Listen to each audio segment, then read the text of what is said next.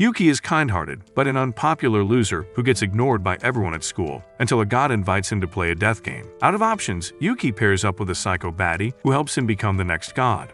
It all begins with Yuki typing in his cell phone, while a group of boys worry about having one man short in their team. One of the boys suggests inviting Yuki, but his friend tells him that Yuki is a spineless loser who does nothing but write in his cell phone diary.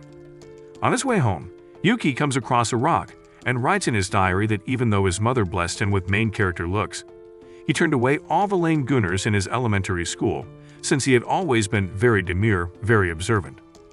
In the end, Yuki was left alone indefinitely since nobody wanted to befriend someone who stole his entire vibe from a shitty indie band. As a result of this, Yuki ended up making an imaginary friend, the Deus Ex Machina, the king of time and space.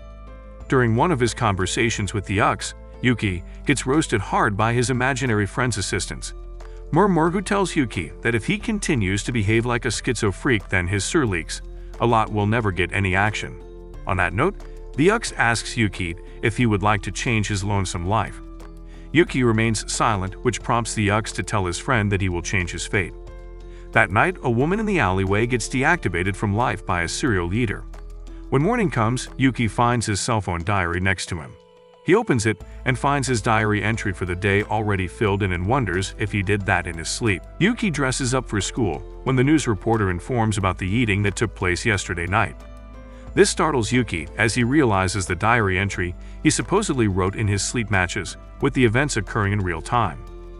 As more events portrayed in his diary start to come true, Yuki becomes rattled and talks to the Deus about it, who informs him that it was all his doing. Now shocked, Yuki tells the Deus that he is just a figment of his imagination. The Deus, however, counters that he exists in his mind, which means he's still real. The Deus continues by informing Yuki that from now on his diary is called the Future Diary, since it'll show him his future. However, the Future Diary has a drawback. If it breaks, then the owner will lose his future. As the Deus tells him that he will die if his phone breaks, Yuki curses himself for not buying a Nokia phone. After being a little skeptical, Yuki shrugs away all the emo thoughts and begins to enjoy the perks that come with knowing his future. His grades suddenly skyrocket, and he even manages to avoid getting jumped by his envious classmates. Thinking he has truly won the game of life, Yuki confidently gives a surprise quiz while his classmates groan in misery. However, his smirk completely vanishes when his classmate, Yuno, turns to look at him for a brief moment. This surprises him because why would a baddie like Yuno with excellent grades look at a tapeworm like him? Once the class is over and everyone has left the room, Yuki takes a few steps back in surprise when he finds a clay figurine of Murmur on Yuno's table.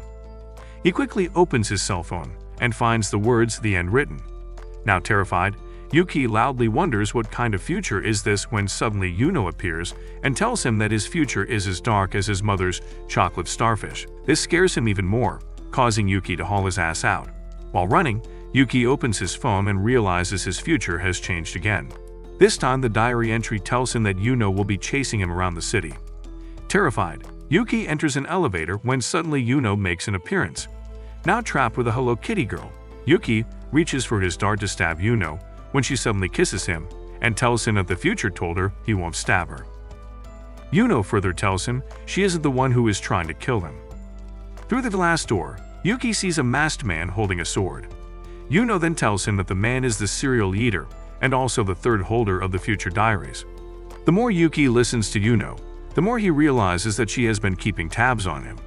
As Yuno tells Yuki that her diary talked about his death, Yuki becomes worried, but Yuno assures him she has a plan. Arriving at the rooftop, Yuki goes into hiding as the serial eater. Hiyama also arrives. Just when the moment is right, Yuno ambushes Hiyama while Yuki throws a dart at his phone, causing Hiyama to disappear in a vortex. Once the threat has been disposed of, Yuki summons the Deus and angrily asks him why there are other Future Diary holders. In response, the Deus states that he was never his friend and to him this is nothing but a survival game. Yuki then finds himself in a different space with other diary holders present. The Deus starts the meeting by telling everyone how he believes Yuki will win this game. A game where the participants have to eliminate each other in order to win. The last man standing will win his throne. Before adjourning the meeting, the diary holders tell Yuki how they plan on eliminating him since he's the Deus' favorite contestant. That night, Yuki wakes up from a bad dream, which of course consists of Yuno. He recalls how the girl told him that she can read his future on her future diary for every 10 minutes. This upsets Yuki, as he can no longer feel comfortable opening his incognito mode. The next day, Yuki wonders if he really sent Iyama to Tartarus. Arriving in his class, a new teacher informs the class that he is subbing for their teacher Iyama. Yuki, in a world of his own, worries about how all the diary holders are trying to eliminate him. Feeling scared, he wonders if he should talk to Yuno about it, even though she is a freaky stalker. In the end, Yuki decides to talk to Yuno, who tells him that they will talk later. Now left in the class alone, Yuki tries to calm himself down when a girl asks him about their teacher, Iyama, while also revealing to him how he was a serial eater. The girl then walks toward Yuki by telling him how Iyama's future diary was called the murder diary, and when he tried to eliminate another contestant, he got yeeted instead. Now wary of the mysterious girl, Yuki backs away when she tries to touch his cell phone. He opens his phone and finds the flag of dead end, alerting him of his impending death. However, before the girl can harm him, Yuno arrives, striking the girl with a fire extinguisher. The girl quickly dodges the attack and informs Yuki and Yuno that she is the 9th diary owner, Yuryu. Just as she parts ways, an explosion goes off, eliminating hundreds of innocent students. Yuno quickly shields Yuki, who begins to sob. He tells Yuno how the death end flag means he has 3 hours to live, but Yuno assures him that she'll take care of the girl for him. At that moment, Yuki realizes he needs an insane girl like Yuno on his side. So without wasting another moment, he tells Yuno to protect him. Yuno assures him not to worry, and the two swap spits to mark their weird friendship. In the meantime, Ryu uses a speaker and announces to everyone at the school that she has hijacked the building. In another building, Yuno informs Yuki that his diary is called the Random Diary, which means it notes everything that he sees. Thanks to this, he has abundant information which he can use to protect himself against Yuryu and many like her. Yuno then encourages Yuki to read his diary. Following her instructions, Yuki reads that Class 2C will explode shortly. Realizing they're in front of the said spot, Yuno throws Yuki to the ground while an explosion goes off. Now with Yuno by his side, Yuki starts to feel overconfident. He thinks everything will be easy from now on, but then an explosion occurs next to him, bringing him back to the grim reality that he's in. Yuki complains to Yuno about how his diary will only tell him about his surroundings. On that note, Yuno reveals that since she has been watching him, her diary informs her what he's up to. This way they can use both their diaries to keep him from harm's way. Instead of feeling relieved, Yuki starts to cry and reveals to Yuno how he hated being lonely all those years. He chose to be an observer because he was scared of getting hurt by others. Seeing her favorite boy cry, Yuno realizes Yuki is like a poor hamster destined to run on the running wheel for eternity. In an assuring tone, Yuno tells Yuki that they should meet with their classmates who will definitely protect him. Yuki quickly accepts the suggestion and decides to tell his peers about the cell phone diary. While acting on their plan, Yuno senses something amiss, but before she can act, Yuki is held down by his classmates. Turns out, Yuryu had told everyone to bring Yuki to her in exchange for their freedom. While Yuno is captured by the students, she thinks about how she was wrong to call their classmates Yuki's friends, since they're all hellbent on eliminating him. Feeling enraged, Yuno frees herself and runs towards Yuki, while all the explosions set by Yuryu goes off. This surprises Yuryu herself, as she wonders who would willingly damn their classmates for Yuki. Shifting her attention back to Yuki, Yuryu tells him how all the bombs will go off in a few minutes when suddenly, the 4th holder of the future diaries arrives to save Yuki. He introduces himself as Keigo and reveals to Yuki that his diary is called the Investigation Diary, which foretells all the crimes that will take place in the future. Since Keigo is a cop, Yuryu uses that to her advantage and tells him that if he doesn't execute Yuki, then everyone will die. Without blinking, Keigo points his gun towards Yuki, who prepares for death, when suddenly Yuno jumps at Yuryu. Seeing the commotion, Keigo tells Yuki to grab his diary from Yuryu and end it before she ends him. Yuki listens to the advice and charges at Yuryu. Yuno, using her diary, guides Yuki through the minefield, which prompts Yuryu to capture Yuno. At this moment, Yuki's classmates throw their books at Yuryu to help Yuki. Then, using his dart, Yuki gouges Yuryu's eye, causing her to drop the bomb remote. Keigo tells Yuryu that her game is over, but the girl activates a smoke bomb and reveals that her diary is called the Escape Diary. With that, she speeds off on a bike. Later, Keigo proposes an alliance to stop this crazy game. Yuki accepts the invitation while Yuno becomes happy that her man's safe. The next day, Keigo invites Yuno and Yuki to his office where he tells them that in order to stop this death game, they need to identify all the diary holders. With that said, he orders the kids to hang out at the amusement park so Yuryu can come after them. Without further ado, Yuki and Yuno head to the amusement park, where Yuki decides to ask Yuno why she's so obsessed with a boy that looks like he plays competition Valorant. However, before he could ask the question, Yuno pulled him to try the rides. Eventually, Yuki forgets all his questions and realizes how cute Yuno is. After having a blast, Yuki's social energy eventually dies down, and he asks Yuno why she chases him around. Instead of answering him, Yuno asks him why he didn't want to visit the planetarium earlier. Yuki gets upset and asks Yuno if she's stalking him using her diary again. Yuno then screams at Yuki that they met in middle school. 1 year ago, Yuno sees Yuki sitting alone in class, filling a sheet for what he wants to do in the future. Sneaking up on him, Yuno sees that Yuki has written he wants to see the stars with his family. Noticing her presence, Yuki tells Yuno how his parents got divorced after his mother found out his father's collection of Goku figurines. He then starts to rub his answer, but Yuno tells Yuki that in the future, she'll become his wife and they'll go to the planetarium together.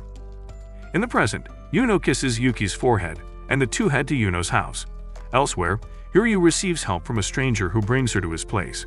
In the meantime, Yuki tries to find the washroom at Yuno's place when he comes across a room. Back at the stranger's place, Yuryu discovers that he has spiked her drink. The unknown man then tortures her to get information out of her, while Yuki opens the door and discovers a room he never should have. In his realm, the Is tells Murmur that the future is about to change drastically thanks to Yuki. After opening the Pandora box, Yuki runs back to his place. And while you're waiting for a text back, Yuno peeps from the peephole and bids a scared shitless Yuki goodnight. As terror takes over him, Yuki goes under his blanket and recalls the skeletons he saw in Yuno's room. He realizes he no longer wants a hot psycho girlfriend and makes up his mind to call law enforcement when suddenly Yuno texts him, asking who he's trying to text. Yuki instantly closes his phone, remembering the crazy eyes Yuno gave him when she told him goodnight. In the end, exhaustion takes over, and Yuki falls asleep. The following morning, he's awakened by a knock on the door. He then gets a call from Keigo informing him that he's outside. Upon meeting the cop, Yuki is about to tell him what he saw at Yuno's place when the demon calls him out from the car. Keigo assumes Yuki was about to tell him how he tried to connect his device in Yuno's connecting port and says that he doesn't want to know the nitty-gritty details. In the car, Keigo informs Yuki that his investigation diary revealed to him that Yuryu has been caught by a religious group called Omikatakyo. With that, he states that he'll need their help to confirm the news. Upon arriving at the temple, Yuki and the gang make their way to meet the cult leader who in her room waits for Yuki, the boy who escaped death end twice. She realizes he's cute and decides to have Yuki for himself. After a lot of walking, the gang finds themselves in the presence of the leader, who introduces herself as Subaki. She instantly addresses Yuki and tells him how she has been a diary since she was a child, but recently, the diary started foreshadowing events from the shadow. As a result, she has now named it the Clairvoyant's Diary. At that moment, Yuki and the gang realize they're faced with the sixth diary holder. Yuki instantly becomes terrified, which amuses Subaki, who informs him that she's not interested in becoming a god.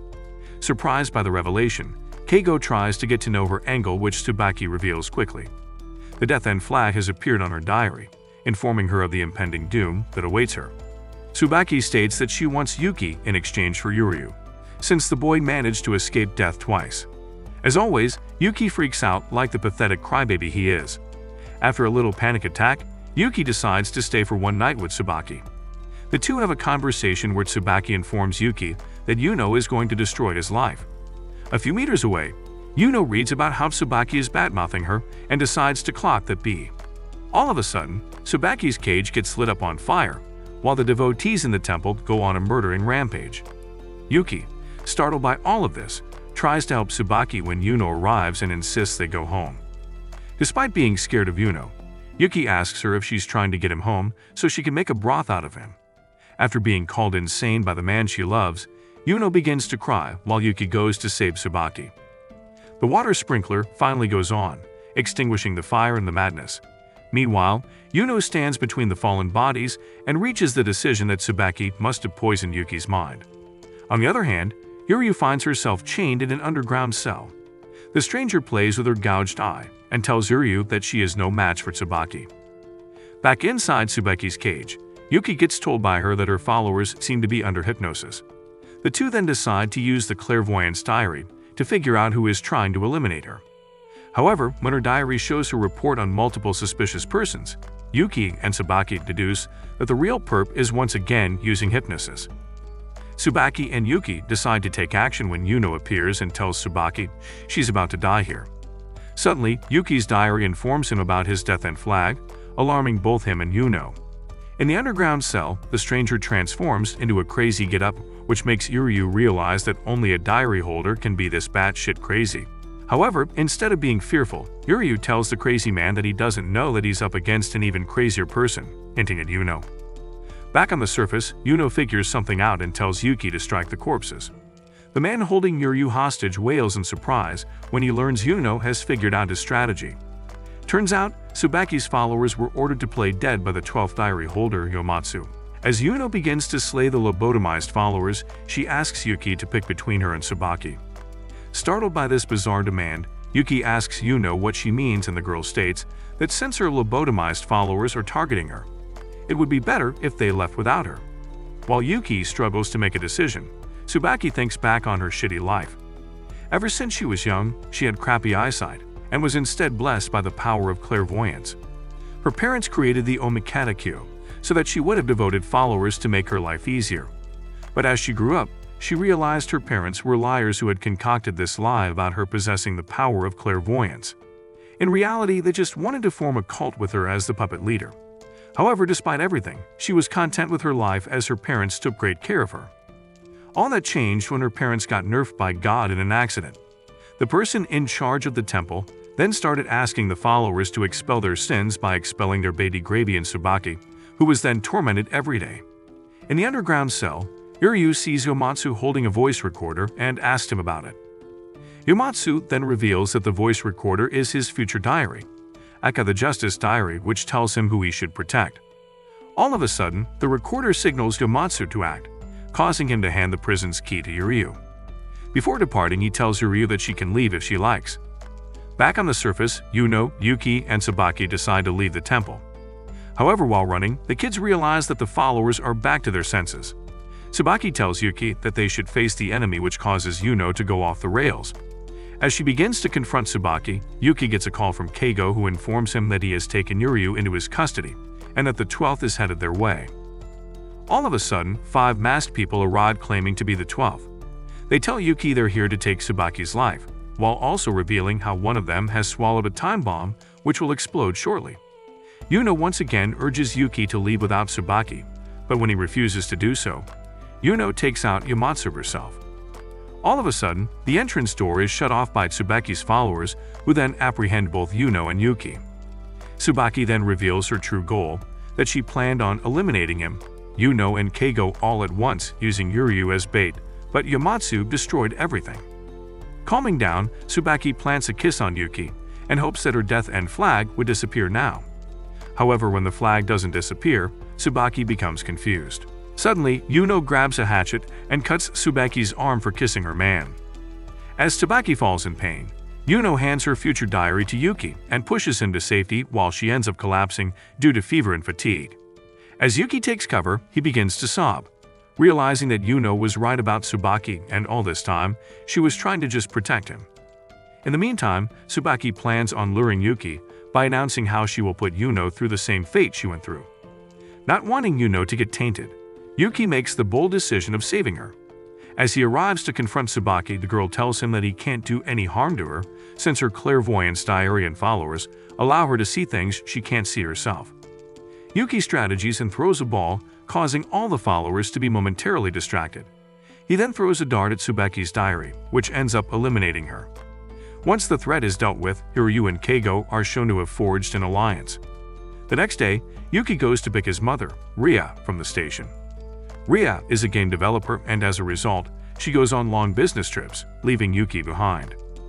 As the mother and son arrive home, they discover a broken window. Yuki instantly opens his future diary and learns that Yuno has broken in. Not wanting his mother to know about his crazy stalker, Yuki tells her to prepare dinner while he goes to confront Yuno. The girl casually tells Yuki that she cleaned the entire house so that his mother can allow her to date him. However, Yuki doesn't want to introduce the escaped mental patient to his mother, so he shows Yuno in his cupboard, something she's used to doing to all her victims. As Ria arrives in his room and finds Yuki holding down the cupboard door, she becomes suspicious. Similarly, Yuno begins to push the door open so she can introduce herself. Yuki pushes his mother out of the door while he goes to scold Yuno, who has now discovered his jizz mags. Suddenly, the door opens and Ria is greeted by Yuno and Yuki's jizz mags. Later on, Yuno serves Ria the food she cooked for her while Yuki facepalms internally as his mother grows a liking to his stalker. In the meantime, Hiryu arrives at a hospital to get a prosthetic eye.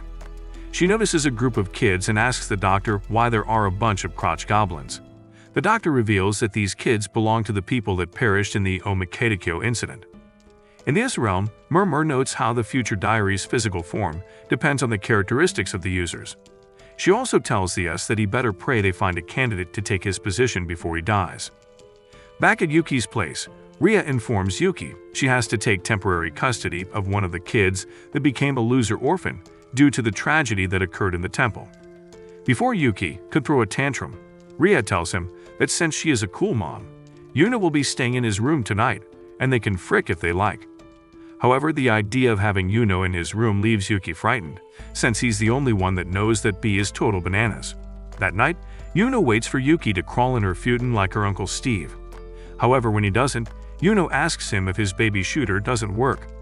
Yuki gets upset and tells Yuno that he doesn't love her.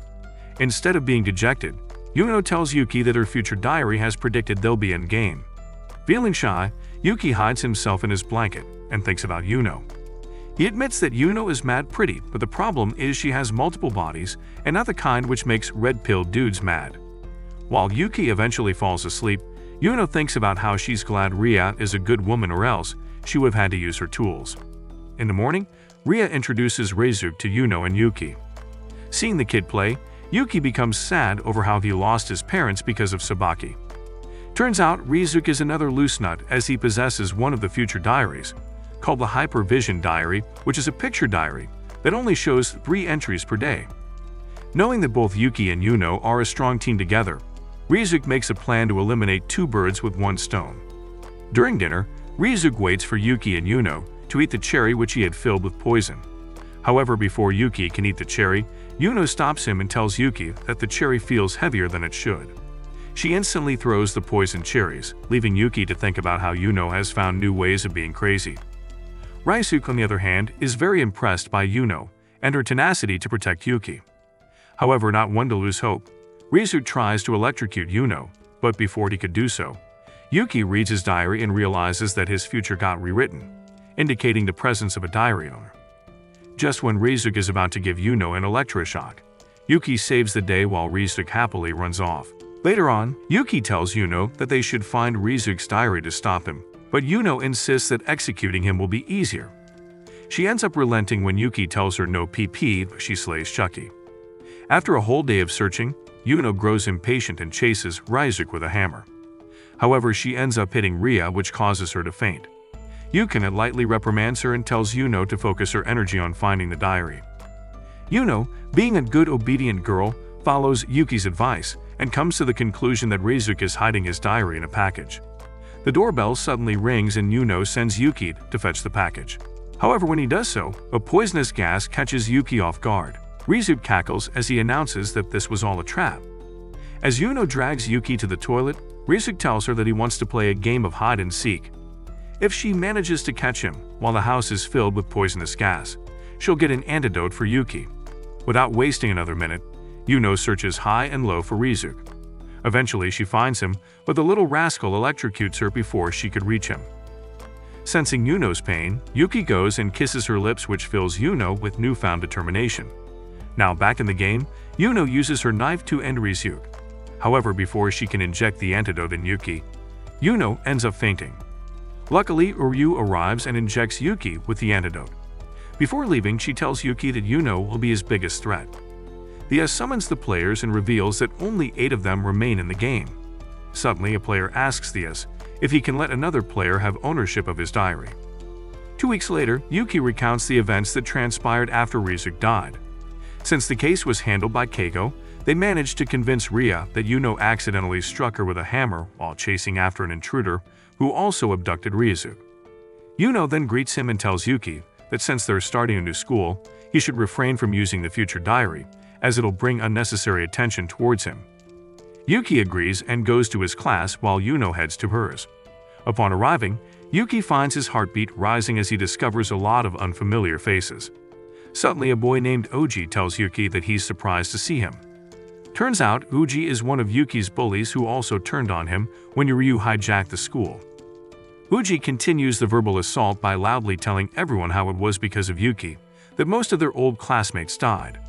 Suddenly, Oji is struck by a girl named Hinata who tells Aoji to not cause a ruckus. She then extends a hand to Yuki, who ends up grabbing Hinata's pants and pulls it down. While Hinata blushes, another girl named Mao takes a picture for Hinata to remember. The homeroom teacher arrives shortly and reveals that a serial eater is on loose. As Yuki grows worried, Hinata reveals how the dead bodies were found half-eaten. When Yuki tries to get more information, Mao chimes in, stating that Oru might be able to help him find the bastard who is doing all this. Yuki asks about this Oru person and Hinata reveals that he's a weirdo who pretends to be a detective. Yuki and his new mates decide to hit the crime scene after school, but this doesn't sit right. Yuno, who wants Yuki all to herself. While playing around, Hinata gets separated from the group. Suddenly, Yuki hears a noise from his future diary, signaling that the future has changed. Upon reading the updated future, Yuki fearfully runs towards the hills while the rest of the group follows. Suddenly, Yuki stops and discovers Hinata's corpse. The group then finds themselves surrounded by a group of wild dogs, which are also responsible for Hinata's death. Suddenly, a boy arrives and tells Yuki not to worry as he's here to help. After introducing himself as Oru, without waiting another minute, he grabs Yuki and tells everyone to run towards the tower. After arriving, Oru tells Yuki that he has been researching him ever since multiple tragedies occurred in their city. Yuki grows pale, but Oru assures him that he doesn't believe he's the culprit.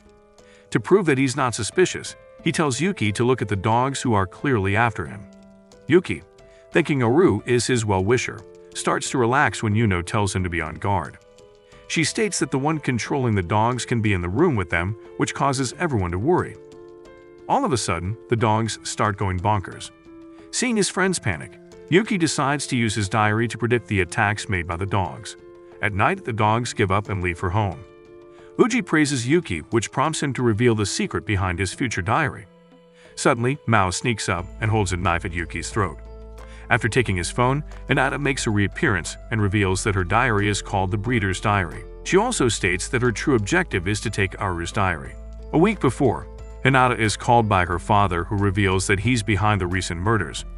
He informs her about the future diaries and how he was murdering those he thought were diary holders. With that, he also tells Hinata that he was trying to become a god so that he can turn back time and fix his marriage with her mother. Hearing this, Hinata becomes inconsolable and tells her father that they can start over, but he remarks that another diary owner is pursuing him. When Hinata looks over the window, she finds her classmate Oru. In the present, Hinata tells Yuki that he never thought of him as a friend and was just using him as bait to lure out Oru. Instead of panicking, Oru tells Hinata that he'll hand in his diary if she indulges him in a game of guess. If she guesses the hand which contains the coin, she'll get the diary. But if she fails, then she has to adhere to his terms. When Hinata expresses her skepticism, Mao assures her to play as she has Yuki's diary to help her. Hinata reluctantly accepts the challenge but ends up failing, which prompts her to release Yuki. Before the final round, Yuno attacks Oru. Yuki becomes angry and asks Yuno to leave Oru, but she insists that Oru is not a diary holder. Hearing this, Oru begins to laugh and admits he was pretending to be a diary holder. Now pissed at Oru's attempt to play with Yuki's life, Yuno tries to game, but Oru easily deflates her attack. He tells Hinata that he'll wager his life for the second round, which prompts Hinata to continue the game. As Oru wins the second round, Yuno punches Yuki so that he can become unconscious for a small duration. Confusion takes over Hinata until she realizes that if Yuki is unconscious, his diary will also not show her new entries. While Hinata grows pissed, Yuno lunges at her with an intent to eliminate her. However, before she could do so, Mao guards Hinata by taking the damage herself. While Hinata becomes distracted with Mao, Yuki takes his diary and leaves with Oru and Yuno. However, while running, they hear the sound of dogs howling in the distance. Yuki recalls how a couple of days ago, Keigo informed him that player number 10 asked the US to change his ownership, but the US refused. Keigo then warns him to stay on guard as 10th might try to use an innocent person for his own greedy pursuits. After remembering his conversation with the cop, Yuki tells everyone to run along, and he'll go and try to change Hinata's mind. Trusting Yuki, Oru and Yuno both agree. However, instead of going with Oru, Yuno comes with Yuki. While running, Yuki tells Yuno that he doesn't intend to harm Hinata. In response, Yuno tells Yuki that she's the only friend he needs. When Yuki doesn't listen to her, Yuno runs ahead and prepares to eliminate Hinata. Frustrated by her behavior, Yuki asks Yuno why she's stopping him from making friends. Yuno tearfully admits that she's afraid he'll start liking Hinata, which is why she needs to execute anyone that tries to get closer to him. Upon hearing this, Yuki tells everyone that Yuno is not his friend but his girlfriend. Hearing this, Yuno begins to blush uncontrollably while Yuki internally sweats profusely as he can no longer free himself from Yuno. Hinata accepts Yuki as her friend and apologizes to her father for failing. Number 10 uses one of the dogs to communicate and tells his daughter that he lied to her about everything. Once he is done confessing, Keigo appears and shoots him in the head. In her room, Yuryu glances at her dress and recalls a memory of the past. Yuryu had just received her escape diary and had become so cocky that she thought she could moonwalk and take out Hiyama simultaneously. However, her arrogance ended up biting her in the ass when she found out Hiyama had been wearing a bullet and bomb-proof jacket. Now, caught in a pickle, Ryu tries to run away from Hiyama, but ends up getting apprehended by a cute cop who instantly recognizes her as the world-famous terrorist. While trying to escape the serial leader, the two enter a rundown building. Ryu tells the cop that she needs to pee urgently and asks him to remove the cuffs. When the cop refuses, Ryu is forced to pee in a compromised position. After accidentally getting soaked in the toilet, Ryu starts to shudder with a cold which doesn't go unnoticed by the cop who finds a dress and asks her to wear it. Once she wears the dress, the cop compliments her, causing her to blush. This prompts the cop to tease her further. Things escalate and the cop finds himself trusting Ryu.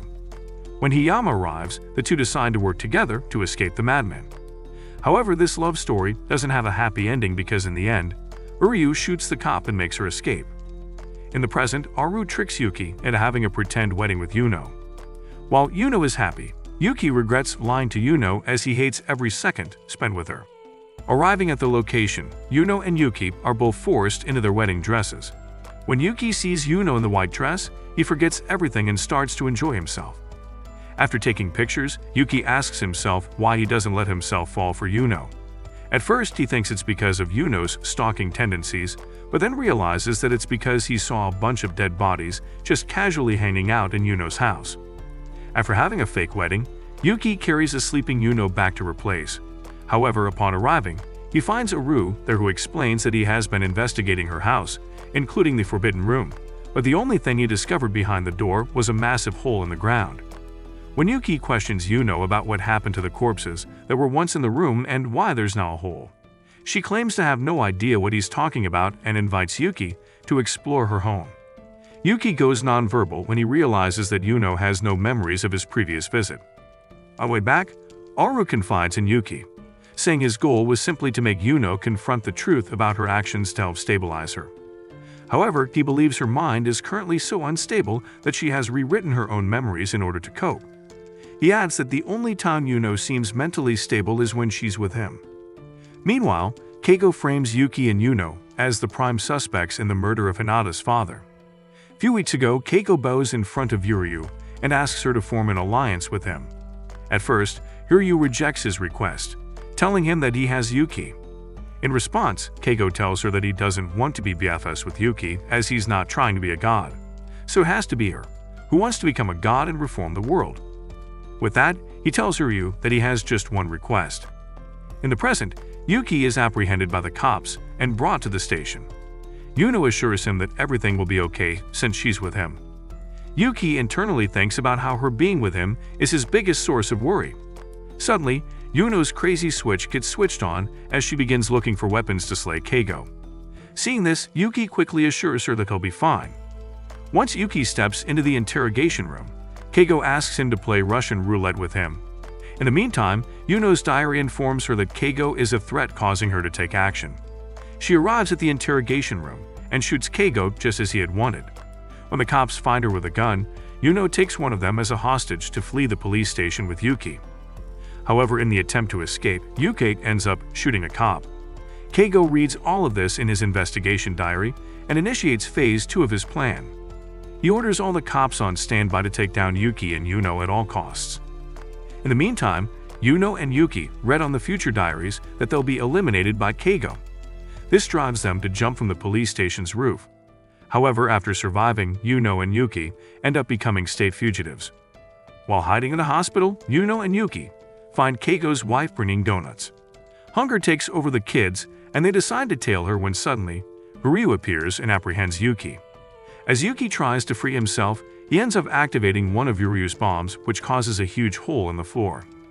With no way forward, Ryu screams at Yuki when suddenly Yuno grabs a ladder and asks Yuki to come to her. Ryu, realizing she's in a pickle, begs Yuki to forge a temporary alliance with her when suddenly Keigo calls and orders Ryu to bring Yuki and Yuno to him. In her panicked state, Ryu tells Keigo to go shove a pipe up his. After breaking the alliance with Keigo, Ryu notices the death end flag appear in her diary. She then tells the kids to follow her and takes them to the hospital room, where Keigo's wife is sitting beside an unconscious boy. Ryu then reveals that Keigo betrayed them because he's trying to become a god to save his son from dying. She then tells Yuno and Yuki to forge an alliance with her if they want to eliminate Keigo. Per Keigo's orders, Sats and other police officers quickly surround the hospital, ready to take down Yuno, Yuki, and Ryu. Inside the hospital, Ryu assures Keigo's wife that she doesn't plan on sending her to the Shadow Realm, as she is the key to keeping Keigo in check. She then turns to Yuno and Yuki, asking them if they're cool with everything. Yuno, as always, tells Ryu she'll do anything to keep Yuki safe. Yuki, on the other hand, remains tight-lipped as he tries to come to terms with his relationship with Yuno. Seeing how no one has any objections, Ryu states that during the negotiations, she wants Yuki to scout the hospital since he's the man, while Yuno will keep an eye on the hostages and maintain contact with Yuki. As Yuki begins to chicken out, Ryu hands him a bomb and tells him to just kaboom himself if he runs into any trouble. Before leaving, Yuki tells Yuno that he'd like to take her out somewhere once all of this is over. Once everything is set in motion, Ryu calls Keigo and states that she'd like to propose a trade. In exchange for the hostages, she wants Keigo to off himself and prepare a getaway vehicle. Keigo instantly tells Ryu to go off herself and says they're already cornered. Ryu angrily asks him how he could be so careless when his wife and kids' lives are at stake. Keigo calmly states that his kid is going to die either way, and since his wife doesn't give him the soul-snatching premium whack-whack, he doesn't care much for her either. As the negotiations fail, Yuki is quickly gunned down like he is someone whose hard drive needs to be checked. Now scared shitless, Yuki learns that Keigo is coming for him, but suddenly, Yuno arrives. Both Keigo and Yuno have an intense face-off where Keigo apprehends Yuki and threatens to shoot him while Yuno holds a bomb and tells Keigo that she'll blow up the building. In the meantime, Ryu makes her escape but ends up running into the cute cop Masumi. Back at the hospital, Keigo lets Yuki go and asks Yuno to drop the bomb. However, Yuno reveals that thanks to Yuki, she came alive and now she'll die for him. With that, she activates the bomb. As the building collapses, Yuki reaches out for Yuno, but Keigo appears and apprehends Yuno instead. He tells Yuki that if he uses the gun, then he'll surely hit Yuno. As Yuki begins to hesitate, Yuno tells him that she doesn't mind dying. Hearing this, Yuki becomes sure of his feelings and tells Yuno that he loves her. With that, he pulls the trigger, hitting Keigo. Despite the gun wound, Keigo relentlessly pursues the kids, stating that he would become a god. Suddenly, Masumi arrives with Ryu and tells Keigo he's under arrest as he knows about his elaborate plan of framing Yuno and Yuki. When Keigo asks Masumi why he's so keen on believing in a terrorist, Ryu pulls out her phone and plays a recording where Keigo admits to pardoning her crimes if she helps him catch Yuno and Yuki. Keigo accepts defeat and asks Ryu to form an alliance with him again. He asks her to look after his son, which Ryu accepts. Once his son is taken care of, Keigo breaks his phone and gets sucked into the vortex. Thanks to Masumi, Yuki and Yuno's names are cleared, and the two decide to go on their first date. Before boarding the train, Yuki gives his phone to Yuno and excuses himself to use the restroom. In the meantime, Aru emails Yuki to stay away from Yuno as the police are looking for him. Of course, Yuno reads and deletes the email. In his realm, the notes that Keigo wasn't supposed to die as he was the guaranteed winner of the game. He turns his attention towards his assistant Murmur and asks if she did something. Murmur casually states that she just wants to make the game more exciting and find the next god before he dies. In the present, Haru invites Mao, Hinata, and Aoji to a trip with the motive of getting closer to Yuki. Prior to having to get together with his schoolmates, Aru was called by Masumi, who had found Keigo's notebook and uncovered all the secrets about the future diaries. Aru expresses his own concern about Yuno, which prompts Masumi to reveal that Yuki and Yuno were headed for the mountains. In the present, Masumi rounds up all the kids and tells them that Yuki is being held hostage in the town by Yuno. He then asks them to help him find Yuki before it's too late. Since Hinata had been touched by Yuki's kindness and Chad looks, she accepts the request, causing everyone to follow her suit. During the search, Aru partners up with Aoji while Hinata and Mao pair up together to find Yuki. However, after searching multiple buildings, Aru realizes that Yuno might still need electricity and water, and asks his friends to search buildings only with running water and electricity. He also asks Masumi to check if any building or hotel is directly owned by Yuno. In the meantime, Hinata suddenly receives an email from Yuki, who tells her that he has been kidnapped by Yuno and needs help. Reading the email, Hinata becomes frantic and runs to rescue Yuki alone, while Mao calls Aru and Oji and updates them on everything. Aru quickly realizes that the email was sent by Yuno and runs to save Hinata from the upcoming danger. However, upon arriving at the hotel, Aru, Mao, and Oji are trapped in a gas chamber since Yuno is a fan of the great artist in Germany. Back at the realm, Murmur asks the to place a bet on one of the contestants. She places hers on Yuno, while the places his bet on Yuki. In another room, a locked-up Yuki is brought a stew by Yuno. When she tries to force-feed him, Hinata tells her to cut it out, stating that she is a girlfriend for doing this to Yuki. However, Yuno tells Hinata that Yuki is happy now, even though the boy looks like he got a vasectomy without his wish.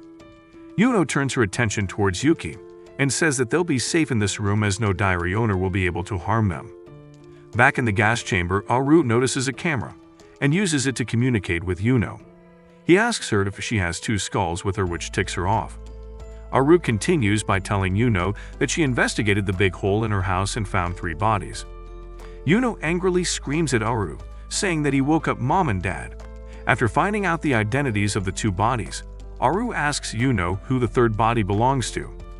When Yuno doesn't answer, Aru tells her that if she doesn't release them, then he's going to call the police. Hearing this, Yuno tells Aru that she's going to hang up on them. Instead of being worried, Aru realizes that Yuno is once again altering her memories. As the gas begins to fill the chamber, Oji starts to freak out and opens his phone to write his will when suddenly a notification appears, informing him that he's the holder of the apprentice diary. Using the diary, Oji manages to use the ventilator to get to Yuno, Yuki, and Hinata. He then confronts Yuno and asks her to release Yuki. Yuno, being a seasoned murderer, tells Aoji that she'll hand him the key to the operating system, which he can use to free Aru and Mao. Uji looks at his diary, which confirms that he'll be the one to free Aru, so he mindlessly grabs the key from Yuno and unlocks the door to the gas chamber. However, the moment he turns, Yuno shoots him in the leg with a bow arrow. She then tells Aoji that his diary is useless, as it only foretells his success, but not his failures. When Yuno turns to look at Yuki, she realizes that he has freed himself. Yuki appears from behind and slaps Yuno and tells her that Hinata helped him out of his bounds. He then grabs Oji and Hinata and walks out the door, where he is greeted by Aru and Mao. Yuno tries to stop him, but Yuki tells her to go to hell. Now in Masumi's car, Yuki briefly encounters 3 diary holders who smile at him. After returning back to their city, Yuki and his friends gather up in a room to talk about Uji's diary, since it's against the rule to have new diary owners. Yuki asks Aoji for his phone, who tells him to be careful while giving out the device. However, Yuki ignores him and throws the phone on the ground. Uji freaks out and thinks he's about to die, but when he doesn't, Aru states that his speculation was correct. With that, He reveals that the 8th diary holder is making clones of his future diary, while the true future diary remains with him. Yuki suddenly gets notified that new enemies will be visiting him, which worries him since he slapped Yuno and doesn't have her to do his dirty business. Luckily for Yuki, his new friends assure him they will help him fight against his enemies. After 3 days, Yuki and his friends are driven to Oji's place for safety since he's a rich brat.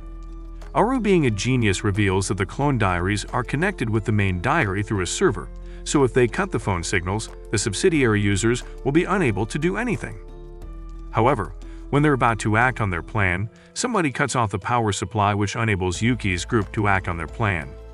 Yuki speculates that someone must have known their plan, and his suspicions prove to be true as Yuno appears along with other subsidiary users. While Yuki is floored, Aru tells Yuno to join them. When Yuki asks him why he's inviting Crazy, Aru reveals that he and Aoji will go to the mobile tower to manually block the signals, but for that, they need to make sure Yuno is there to protect him. Soon enough, the subsidiary users, Marco and I, arrive to eliminate Yuki. Yuno begs Yuki to untie her hands, but he rejects her request and says that he doesn't want to be locked in her basement again. Just as Marco and I corner Yuki, Aru disables the phone signals. However, to Yuki's misfortune, Marco and I unveil 2 different sets of phones and inform Yuki they're the real diary holders and their future diary is called the Exchange Diary. Fearful of his life, Yuki lets Yuno go free while I and Marco stop their murder spree for a quick makeout session. After all, spreading love is more important than murdering. Marco then reveals that his diary updates him on I, while A's diary updates her on Marco. With that, the couple states that this is a battle against Yuno and him, and if they win, then that would mean their love is strong. Before Yuki has a chance to react, I throws a knife at Yuki, which Yuno deflates. Yuki praises Yuno's skills, causing her to work harder. I goes in a panic, causing her and Marco to retreat. While Yuno and Yuki regroup, I and Marco bring out a wounded Mao and Hinata outside the mansion to look after their wounds. Startled by their behavior, Hinata asks them what they're doing. The couple reveals that their true target is Yuki and Yuno, and they didn't want them to get burned in the house. Marco and I head inside the house to confront Yuki and Yuno. To everyone's shock, they manage to overpower Yuno and Yuki. A few days later, Yuki opens his eyes and finds Aru by his side, who reveals that Marco and A took his and Yuno's diary. Before Yuki has a chance to react, a nurse appears and inquires about the 7th diary holder. As Yuki expresses confusion, the nurse reveals her identity as Ryu. In the hospital, Yuki finds Ryu sitting on him while he does some push-ups. It should have been me, not him! It's not fair! Burdened by her weight, he asks Ryu what she's doing. At that moment, Masumi and Oru leave the room by telling Ryu to prepare Yuki. Ryu assures them and tells Yuki that from now on, she will be his personal trainer so he's better equipped for his fight against the 7ths. Upon hearing this, Yuki says Yuki had to be kidding, as there is no way he can take on I and Marco. Suddenly, the door opens, revealing Yuki's father, Kuru. Upon seeing Yuki getting action, Kuru begs Ryu to use his face like a toilet seat, which gives her and Yuki a massive ick. As Kuru continues to behave like he has never seen a woman before, Yuki realizes why his mother divorced that scumbag. However, despite it all, Yuki tells his father that he wishes for him and his mother to get back together as they never got to see the stars. Hearing this, Kuru tells Yuki that if he outtrains him, then he'll happily fulfill his wish. However, it turns out, Ryu wants Yuki's daddy to herself, so she lets Kuru win in every competition despite Yuki being in the lead. As Yuki grows annoyed by the clear favoritism, he confronts Ryu, who shrugs and tells him to enjoy his ulls since he hasn't spent time with his father in a while. Yuki agrees and decides to save the venting for his dear diary. In the meantime, Yuno smiles, holding a knife. She expresses relief over seeing Yuki happy, and thinks how he's lucky to have a good father. Later on, Ryu states that for the last test, the person who makes it to the mountaintop first will win. She also reveals that this test will be done fair and square, and if Yuki wins, he can have his wish. However, before the race, his father reveals that he's split with Ria, because he gambled his college funds in Las Vegas. Upon hearing this, Yuki grows sad and realizes there's no point in winning the race as Ria would definitely not forgive his father. Already familiar with Yuki's loser mentality, Ryu offers him a piece of her mind by telling Yuki that he should win so he can at least prove how serious he is regarding his wish. This fills Yuki with determination. However, when he reaches the top, he finds a letter from Kuru saying that he has found a way to erase his debt and get together with his mother. In the meantime, Yuno spies on Kuru, who returns to Yuki's hospital room to find his cell phone. Suddenly, he gets a call from an unknown person. Kuru assures the caller he'll break Yuki's phone in return for getting his debt erased. Of course, Yuno hears all of this and begins to plan her next move. Next day, Yuno sneaks up on Kuru in hopes of the game ending him, but Yuki stops her and demands to know why she's trying to make him fatherless. Yuno reveals the entire story and speculates that Kuru appears to be connected with the 11th diary holder. Just then, Yuno gets a call from Marco, who asks her to bring Kuru to the tower or else they'll break her and Yuki's phones. When Kuru learns that Yuki's phone is with someone else, he agrees to accompany Yuno to the tower. However, upon arriving at the tower, Marco places their phones in front of them and asks Yuki to fight him. While Yuki engages Marco in a fight, Kuru grabs his son's phone and breaks it. In that split second, Yuno runs towards Ai and grabs the bouquet in her hand, revealing their original future diaries. Yuki, however, becomes distraught over his father's betrayal, but then realizes he doesn't know the whole story. Suddenly, the floor beneath Yuki collapses, which causes him to fall. 13 years ago, Ai is abandoned at the train station by her parents. That is when she meets Marco, who takes her to his orphanage called the Mother's Village. As Ai grows up, she becomes closer to Marco, which infuriates some of the pygmies in her class. And so to teach Ai a lesson, they call her in an abandoned factory where they let a couple of disgusting men assault her. Marco receives her text, and when he finds Ai in a compromised position, he loses his composure and ends up murdering one of the future priests. Realizing that he'll be locked in a jail with Diddy the Diddler, Marco panics and decides to end his life when Ai stops and tells him that she needs him. At that moment, the two of them vow to never let go of each other. In the present, Masumi, who had been investigating Mother's Village, learns of the bomb that just went off in the tower. Meanwhile, inside the tower, Yuki grabs Yuno's hand, who pulls him back up, while Kuru is once again captured by Marco and Ai, who tell Yuki to fight him. As the building starts to crumble, Yuno tells Yuki that she has a plan. In another room, Marco waits for Yuki, but is greeted by Yuno. Using a microphone, Yuki, in a different room, informs Marco that Yuno will be facing him. This upsets him, but Marco nonetheless defeats Yuno and tells Ai to hold Yuno while he confronts Yuki. As Marco leaves, Yuki appears and Marco realizes he has left Ai alone with Yuki and Yuno. However, it's too late, as Yuno slashes Ai's throat right in front of her lover. When the tower begins to collapse, Kuru grabs a parachute and tells Yuki that since he came from his balls, they'll just make another sun and fly off. When he reaches the ground, he's greeted by Ria, who bamboozles him with questions. Pissed off, Kuru shouts at her while holding a knife in another hand. Back at the tower, Ai struggles to breathe but tells Yuno and Yuki, who are now under the rumble, that Marco will win this game. However, to her dismay, instead of escaping, Marco comes to be with him. Upon witnessing their love, Yuki orders Yuno to help him let the ruble so Marco can be together with Ai. After being successful in their pursuit, Ai finds Marco with a rod plunged deep inside his abdomen. Marco then grabs Ai and hands Yuki a parachute, telling him to stop feeling sorry for his enemies. As Yuno and Yuki escape, Marco and Ai spend their final moments together. Upon reaching the ground, Yuki learns from Masumi that Ria has been murdered. 1 year ago, Yuno walks to her class when a bunch of boys gush over her beauty. Yuno ignores all of them, thinking they're just horned-up teens. She then looks at Yuki and smiles. It's Yuki, who she wants more than ever. Yuno recalls how, while stalking Yuki, she saw a love letter in his backpack, which means he's about to confess to Mo, a nerd in their class. This doesn't sit well with Yuno, as she can't let anyone come between her future of becoming Yuki's bride. So when the teacher asks Yuno and Mo to grab a few things for the cultural day, Yuno dresses up as a rabbit to stop Yuki from confessing his feelings. After several failed attempts, Yuki ends up telling Mo about his feelings, but fortunately, Mo turns him down. Yuno, although dejected, returns home and realizes she's past her curfew. She then enters a room where her parents are rotting in a cage. Yuno sits in front of them and remembers how, whenever she'd be late, her parents would lock her up in a cage and refuse to give her food. One day, she decided to teach them a lesson by locking them up. She thought they'd understand her pain, but her mother told her that she wished to use a hanger while she was pregnant with her. Upset by the comment, Yuno left her parents in the cage to die. In the present, Yuki meets with Diaz and asks him to bring back his mother. The IS, however, reveals that he can no longer change time since he's dying.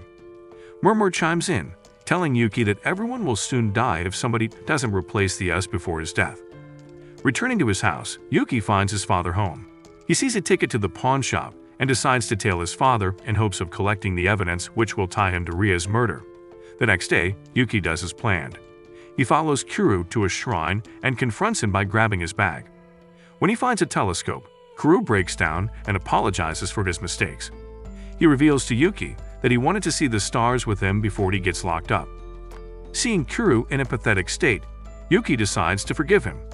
Just as Kuru tells Yuki that he'd like to rebuild his relationship with him, he's murdered by unknown men. Startled by this, Yuki opens his diary and reads all about how he's going to get surrounded by a group of men. In that moment, Yuki decides to become a god and save everyone he loves. With murder on his mind, Yuki eliminates the men. Suddenly, Yuno arrives and lends a hand. After murdering everyone, Yuki tells Yuno that he has decided to eliminate all the diary holders, therefore he's going to enter too. Yuno smiles and tells Yuki that to die by his hands is a pleasure. In the city hall, Mayor John holds a meeting, urging everyone to vote for the demolition of Mother's Village orphanage. He reasons that the orphanage is harboring the person responsible for bombing the tower. Later on, the IS holds a meeting with the diary holders, where 11th urges him to eliminate Yuki and Yuno from the game since they haven't shown up to 5 meetings. Just as the IS is about to eliminate 2nd and 1st, Yuki arrives with Yuno in his hands. He confidently tells 11th that he knows he's Mayor John and the 8th diary holder is the caretaker of Mother's Village orphanage. Realizing that everyone is now aware of each other's identity, the IS removes the concealment. Yuki then reveals how Mayor John has given a green light to demolish the Mother's Village orphanage, which ticks off number 8. Once the meeting is wrapped up, Yuki asks Yuno how was his acting. Yuno praises him, which makes Yuki happy. In the meantime, Ryu meets with Masumi to inform him about the meeting with the IS. After learning about the mayor's identity, Masumi informs Ryu that he has identified the 2 bodies in Yuno's house as her adoptive parents. The 3rd body is dead to be identified. Meanwhile, Yuki and Yuno team up with Yoshida to take down John. With Yoshida possessing the apprentice diary, which allows others to connect to her server and gain a limited version of future diaries, she enlists the help of the children from her orphanage to support their plan. As Yuki and Yuno launch a raid on John's security team, with help from Yoshida and her orphans, John activates his vehicle's electronic signal jammers, which renders Yoshida and her orphans' diaries useless. Seizing the opportunity, Yuki and Yuno betray Yoshida by eliminating her orphans, forcing her to flee the scene with John. However, Yuno and Yuki manage to catch up to John, but the mayor confidently tells Yuki that his friends are coming to give him important information regarding his girlfriend. As Aru and Ryu arrive at the location, Aru throws an umbilical cord towards Yuki and reveals that the 3rd body found in Yuno's house belongs to a girl named Yuno Kasai, which means the girl in front of him is an imposter. To Yuno's and everyone's surprise, Yuki chooses to remain friends with her despite everything. Later on, Ryu receives intel on John's whereabouts from Masumi, who tells the terrorists that he is done helping her. As Ryu arrives at the location, she hides and overhears John revealing his plan to Yoshida. He explains that he intends to use her diary to turn every citizen of Sakuremi City into a future diary user. To accomplish this, he has secured a supercomputer, Holon 3, which will bring his vision to life. Ryu tries to stop John's mission by throwing a bomb at him, which he catches and throws back to her. An explosion is heard in the building, which alerts all the law enforcement, including Masumi. Ryu tries to flee the scene when she is apprehended by Masumi, who proposes to her. Flabbergasted by the sudden confession, Ryu states that he just wants to put babies in her. Masumi confirms this and tells Ryu that he wants to give her multiple babies. Hearing such brutal honesty, Ryu blushes and tries to run, but Masumi catches up to her and asks what would make her say yes. Ryu, being a tsundere, tells Masumi that she'll accept his proposal if he destroys Holon 3. With that, she runs inside the building, hoping to get the computer before Masumi so she can protect her cervix from the freaky cop. However, upon arriving, Ryu is caught. Masumi arrives, shoots his colleagues and throws a bomb at Holon 3. After saving Ryu and completing his mission, Masumi tries to kiss Ryu, who reciprocates the action. However, right in the middle, he receives a call, informing him about how the folks are going crazy in the city. Turns out, only a part of Holon 3 was destroyed. As a result, all the citizens of Sakuremi City now possess future diaries. Meanwhile, in his realm, the S realizes his assistant is up to some foul play, so he retreats in his chamber to plan his next move. Back in the city, Masumi gathers Oji, Hinata, and Mao to devise a strategy to take down John.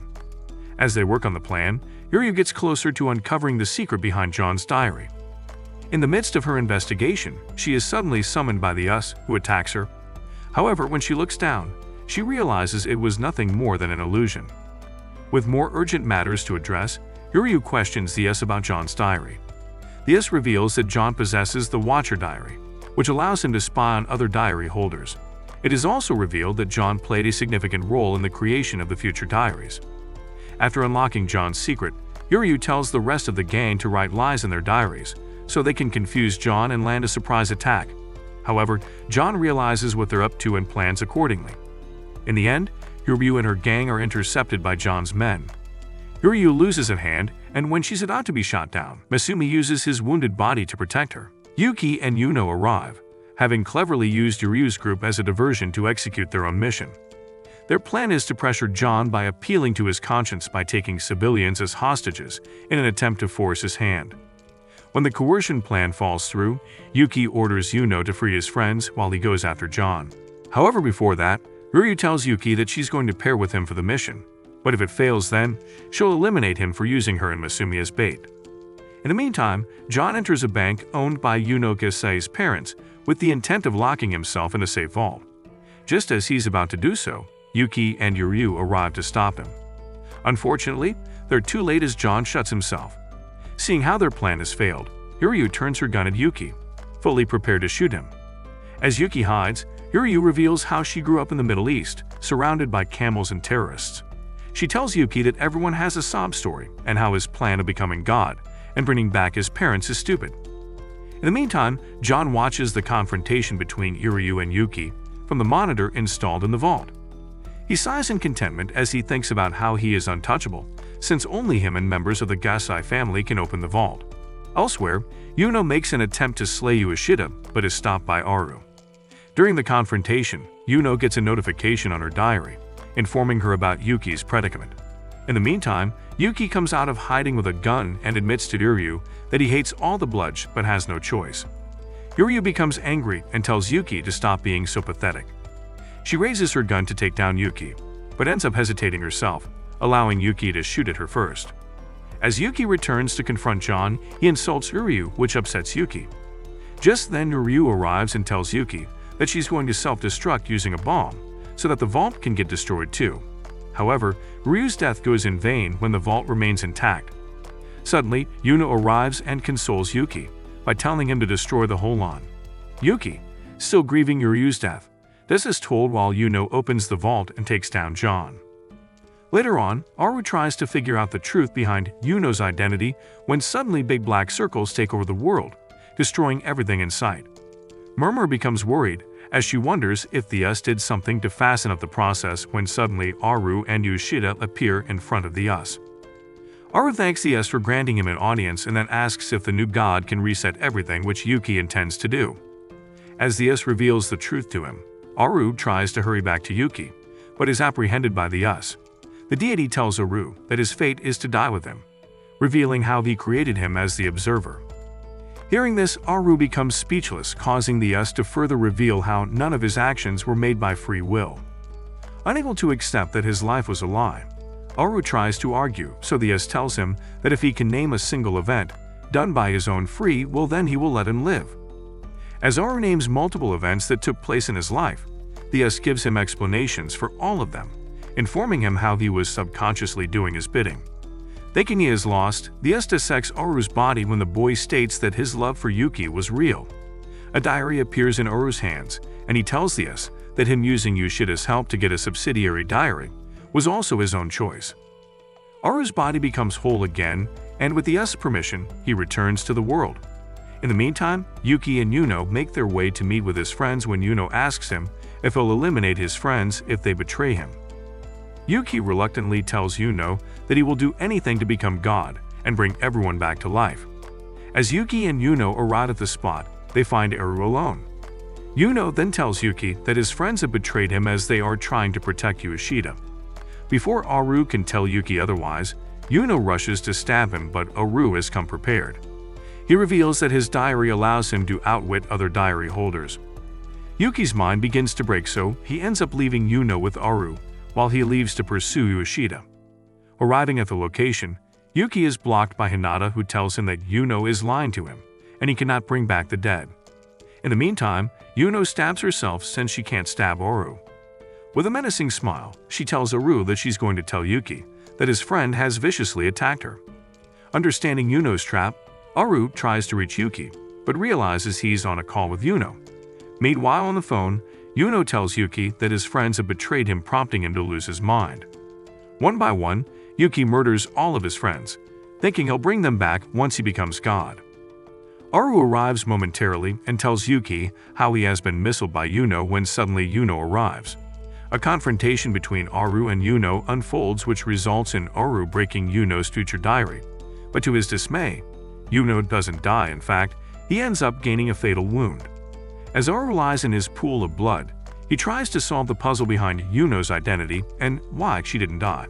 In the meantime, Yuki and Yuno find Yoshida, who tells Yuki to make a wonderful place for orphans before getting murdered by Yuno. Aru, having figured out the mystery, goes to warn Yuki despite being unable to talk. However, before he can do so, Yuno decapitates him. Before dying, Aru writes his message on his phone and shows it to Yuki. Murmur once again proves she's one step ahead like Nikocado Avocado by seizing the S in a core. She tells the S that he's not really his assistant and how the world can only end on July 28. Until then, she'll rule the world or what's left of it. 3 days later, Yuki tries to keep his distance from Yuno, who becomes sad. Meanwhile, Yuki wonders if Yuno really loves her or if she is playing him. During his pondering, Yuki realizes that his friends were probably telling him the truth, that the dead cannot be brought back. However, he no longer cares, as he only wants to know whether he's going to get some action from Yuno before the world ends. Yuki decides to head to his school, which is now nothing more than a ruined building. Yuno arrives and tells him that she has always had eyes for him. Once she leaves, Yuki realizes he is also in love with Yuno and wants to spend his remaining time with the psycho killer. After making up his mind, Yuki goes to Yuno's place, where they bathe together before engaging together in their first class of hot yoga. After doing the deed, Yuki asks Yuno why she lied about being able to bring the dead.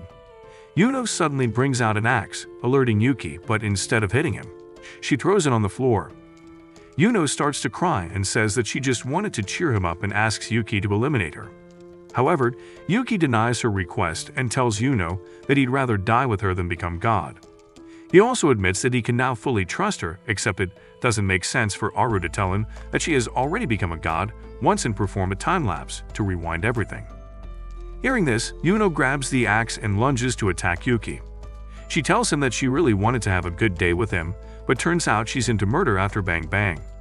As she chases Yuki with an axe, Murmur arrives and takes Yuki to the past, where she reveals everything to Yuki. Turns out Yuki and Yuno had already played the survival game before. However, they had fallen in love and decided to die together, but Yuno had faked her death in hopes of becoming a god and reviving Yuki. However, after finding out the dead can't be resurrected, Yuno went back in time, eliminated the Yuno of that time and took her place. Upon finding out about Yuno's intense love for him, Yuki screams in pain and returns to the present, where he faces Yuno. Enraged by the events that happened, Yuki asks Yuno why she's trying to eliminate him. Yuno becomes mad with rage and reminds Yuki how he promised her that he would defeat her and become a god, but in the end, he couldn't follow up with his promise. Yuki, ashamed of himself, tells Yuno that he couldn't execute her, which prompts Yuno to ask Yuki why he has a problem getting murdered by her then. She continues by saying that if she ends him, then she can become a god and once again restart the game, where she'll get to be with him. After hearing her plan, Yuki calls her insane, but Yuno screams and tells Yuki that she's just a girl in love. Murmur becomes impatient and destroys the floor Yuki had been standing on so he can fall to his death. As Yuki falls, Murmur encourages Yuno to become a god once again, but suddenly, Yuki climbs back up and tells Yuno that he loves her, which causes her to cry. All of a sudden, Yuki loses his grip, causing him to fall. However, he's saved by none other than Ryu. Upon seeing the terrorist, Murmur tries to eliminate her, but when she fails, she grabs Yuno and performs a time leap, Despite being surprised by Yuryu's entry, Yuki begs her to take him to Yuno. Yuryu does as told, and after arriving back in the past, she reveals everything that transpired. Turns out, the US had caught on to Murmur's bullshit and realized she was Yuno's assistant from a different time. So when Yuryu had come to seek information on John, the US had not attacked her, but given her a portion of his power and knowledge so she can balance the game. After learning the full story, Yuryu and Yuki realize they're 2 years back in the past. Yuryu urges Yuki to follow Yuno, since she's about to execute herself for the second time to keep the game going. However, turns out Yuno and Murmur haven't arrived yet. This gives Yuki and Yuryu time to get to Gasai residence, where they find Yuno in a cage, sitting in her own mess. Despite Yuryu's warning to not meddle around, Yuki decides to rescue Yuno, saying she's still the girl he loves. Suddenly, Murmur and Yuno arrive with Yuki's parents. Upon seeing his mother and father, Yuki loses control. Yuryu quickly grabs an unconscious Yuno and Yuki and flies them to an abandoned church. She angrily tells Yuki to regain his composure, as his goal is to defeat Yuno from repeating the game. Yuryu urges Yuki to eliminate Yuno, but he just carries the unconscious Yuno with him to the school, where Yuryu gets tired of him and leaves him there. Yuki drops the unconscious Yuno in the class where they first met. All of a sudden, Yuno and Murmur arrive with the intention to end Yuki. A confrontation unfolds between the trio while Yuryu calls Keigo to warn him about his son's heart condition. She tells him to take his son to the doctor now, or else he'll die in 2 years' time. After that, she ends the call, thinking she has fulfilled the promise she made to Keigo. In the meantime, Yuki gets injured while trying to avoid Murmur and Yuno's relentless attacks. Yuno reads this through her diary and gets erratic upon realizing that Yuki is hurt. Now a few meters apart, Yuki tries to get closer to Yuno, who throws a knife at him.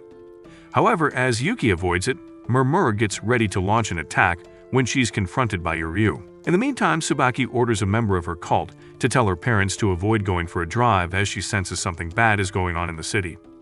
Back at the school, Yuki suddenly finds himself sitting with his parents. Confused, he runs to his room and finds a jacket and a bird, things that he has always wanted. As he tries to call out Yuno, he realizes he can't utter her name. Yuno appears and informs Yuki that she created an illusion world for him using the S's core. He is to stay in this world while she goes to find a third Yuki. The current Yuki tries to stop her, but Yuno doesn't listen and tells Yuki that he'll be fine since he only loved her because she was always with him. With that, Yuno traps Yuki in the illusionary world and bids him farewell. Yuryu reappears with a worn-out Murmur and tries to beat Yuno, who tells Murmur that she's free. The cuffs on Murmur's hands disappear as she transforms into a demon who ends up overpowering Yuryu. In the illusionary world, Yuki and his parents prepare to go on a trip to the planetarium while Yuno prepares to eliminate the unconscious Yuno, hoping to restart the game and meet Yuki all over again. However, when the unconscious Yuno wakes up and calls out for her parents, Yuno from a different timeline tells her how she's going to have an abysmal future. However, Yuno remains hopeful, saying that she believes her mother and father will surely understand her pain one day. Meanwhile, Murmur becomes worried as she realizes the future is changing rapidly. Elsewhere, in the illusionary world, Yuki senses something wrong with himself and tells his parents that he feels as if he should be doing something else. On the other hand, Masumi arrives and finds an unconscious Yuryu. At the temple, Subaki finds a bomb in her parents' car and realizes the manager of the Omakeda Kyo cult is trying to dispose of her parents. Murmur grows increasingly worried as she realizes Subaki's future has changed drastically along with Rizuki's future, whose parents were supposed to join the cult and become abusive towards him. Similarly, Yamatsu the Vigilant apprehends Hiyama, who had been on a murdering spree. Elsewhere, Hinata is seen taking care of her father's dogs. When she sees her father, she tells him to teach her how to take better care of the dogs so he isn't always burdened. At the orphanage, Yoshida receives a call from Mayor John, who tells her that he'd like to fund the orphanage. Back on the rooftop, Yuno decides to kill Yuno from the current timeline so she can meet Yuki. As she raises her knife to stab, Yuno's father, Ushio, shields Yuno from the current timeline. Back in the illusionary world, Yuki tells his parents that he must save the girl who he can't recall. At the rooftop, Yuno sees Yuno from the current timeline being surrounded by a loving father and a worried mother. This makes her happy and jealous, which prompts Yuno to eliminate everyone on sight. Suddenly, Yuki breaks free of the illusionary world, and takes Yuno in his embrace. Yuno from another timeline becomes happy as she realizes Yuki has chosen her over his dreams. After letting her go, Yuki asks Yuno to stab him as she doesn't belong in this timeline. However, instead of stabbing him, Yuno stabs herself and tells Yuki to kiss her one last time. As Yuno dies, Murmur declares Yuki as the victor and drags him to the timeline which he belongs to. After a couple of days, Ryu from another timeline sees the news about herself and tells Masumi to prepare himself to catch Ryu from the current timeline. Masumi laughs and gives her a kiss. Kurushu is also seen with his wife and a healthy son. Yomatsu pays Hiyama a visit, who is now serving time in prison. Elsewhere, Marco rants to a pregnant Ai about how he can't find a good job, while Rizuki happily plays with his parents. Similarly, Subaki gets tucked in the bed by her parents while Yoshida and John, who are engaged, head out to have a date. At a park, Uji hangs out with Aru while Hinata and Mao look at them and wonder why those boys look stupidly family. Meanwhile, in a cafe, Yuno happily tells her friends how she went on a trip with her parents, while Yuki, oblivious to Yuno's existence in this timeline, hangs out with Mo and his parents.